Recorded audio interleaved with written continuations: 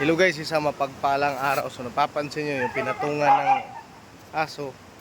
Yan po ay ang tinatawag din itong kilala sa amin na isang uri ng haring kahoy. Bakit siya tinatawag na haring kahoy? Kasi pinagharian niya ang bato, siya ay nabuhay sa ibabaw ng bato.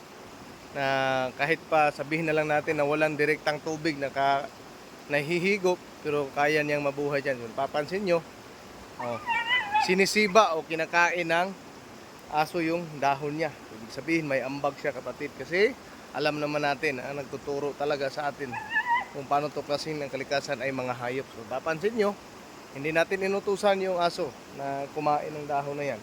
So ito ang ano namin is symbol of sustenance. Kasi kaya niyang mabuhay sa loob ng mahabang panahon. Hindi ito hindi ito ordinaryong kahoy lang na medyo bata pa. Kasi napapansin nyo, malaki na talaga ang puno niya. Pero dahil yun nga, ang daming init, ang daming baha na tumama sa kanya. Kasi napapansin nyo, nasa gitna talaga siya ng ilog. At yan, matagal ng panahon siya na nabuhay dito. Napapansin nyo, na-vlog ko na din ito noon. At ngayon, i-vlog ko ulit. No? So, tayo kukuha ng isang piraso nito at siyempre ito'y gawin natin panangkap, no? So kung sa tingin nyo ito'y walang silbi, sa amin meron po, kasi ito ay matuturing din na kabilang o mas mataas na antas na tinatawag na tagusan. Kasi bakit?